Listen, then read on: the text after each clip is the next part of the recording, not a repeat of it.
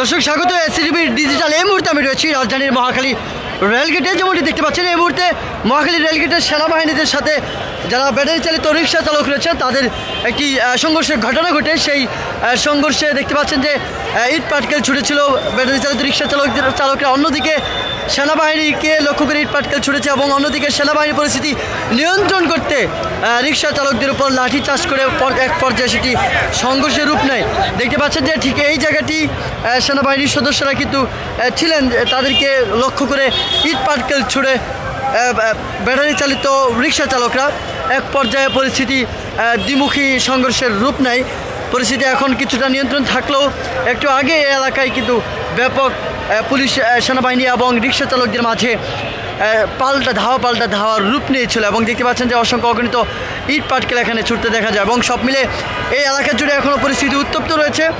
মুখোমুখি অবস্থান রয়েছে সেনাবাহিনী এবং পুলিশ সদস্যদের এবং দুই পক্ষের মাঝে সংঘর্ষের পর এখন কিছুটা পরিস্থিতি শান্ত রয়েছে। তবে সব ধরনের যান চলাচল বন্ধ রয়েছে রাজধানীর মহাখালী যে মহাসড়কটি, সেই মহাসড়কে। এবং সেই সাথে আমরা দেখতে পাচ্ছি এই মুহূর্তে সেনাবাহিনীর অবস্থান রয়েছে, তারা লাঠি নিয়ে অবস্থান করছেন। অন্যদিকে যারা রিক্সা চালকরা রয়েছেন, ব্যাটারি চালিত রিক্সা চালকরা, তারাও বিপরীত পক্ষে অবস্থান নিয়েছেন পরিস্থিতি নিয়ন্ত্রণ করার জন্য, যাতে কোনো ধরনের উত্তপ্ত পরিস্থিতি তৈরি আবার পুনরাবৃত্তি না হয়। এবং সেই সাথে আমরা দেখছি যে উৎসুক জনতার ভিড়ও কিন্তু রয়েছে এবং যেই রেলগেটের যে রেল লাইনটি, সেই রেল লাইনও কিন্তু বন্ধ রয়েছে এবং সব ধরনের রেল যোগাযোগ কিন্তু ঢাকার সাথে সারা দেশের রেল যোগাযোগ এই মুহূর্তে কিন্তু বিচ্ছিন্ন রয়েছে। তবে পরিস্থিতি নিয়ন্ত্রণ করার জন্য দফায় চেষ্টা করছেন সেনা সদস্যরা এবং ঊর্ধ্বতন কর্মকর্তারাও কিন্তু তাদের সাথে বারবার দফায় নেগোসিয়েশন করার চেষ্টা করছেন। তবে কোনোভাবেই তাদের দাবি থেকে অটোরিক্সা চালকরা দাবি থেকে কিন্তু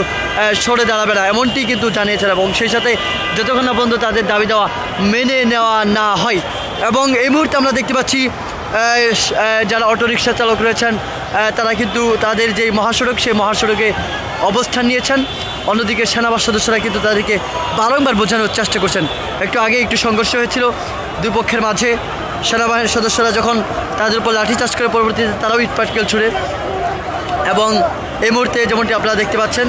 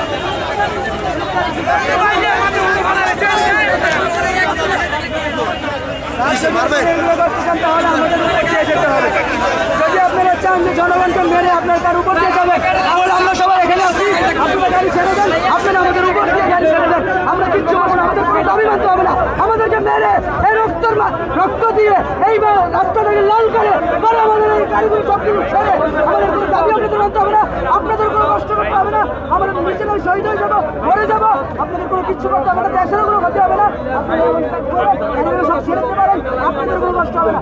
তাছাড়া আমাদের যদি বাঁচায় রাখতে চান তাহলে আপনারা আমাদের এইভাবে রাস্তায় রেখে যেভাবে সকাল থেকে 6টা থেকে চলে আসছে ঠিক সেইভাবে আমাদের এখানে সিনিয়র আছে, আলিকানের জন্য আছে, মহাজন্য আছে, কথা বলতে তাহলে কিন্তু অবশ্যই এগুলো হতে চাই। আপনারা প্লিজ দর্শক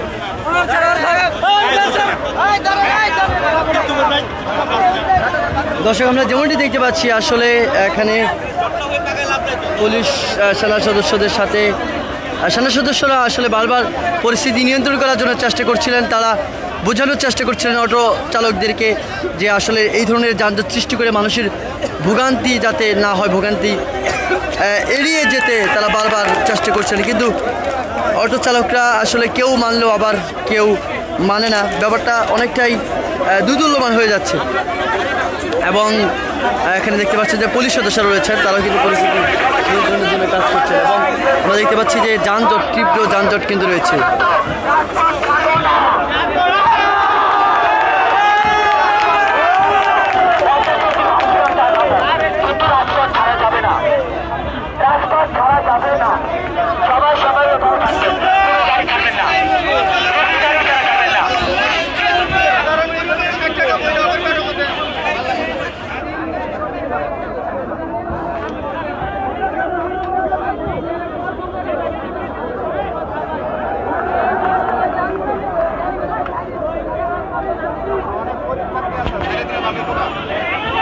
দর্শক যেমনটি দেখতে পাচ্ছেন এই মুহূর্তে রাজধানীর মহাখালী থেকে আপনাদেরকে যুক্ত রেখেছি। মহাখালীর সার্বিক পরিস্থিতি আপনাদেরকে দেখানোর চেষ্টা করছি। এখানে পুলিশ সেনাবাহিনীর সাথে অটোরিকশা চালকদের একটি ধাওয়া পাল্টা দেওয়া হয়, পরবর্তীতে কিছুটা সংঘর্ষের রূপ নেয়।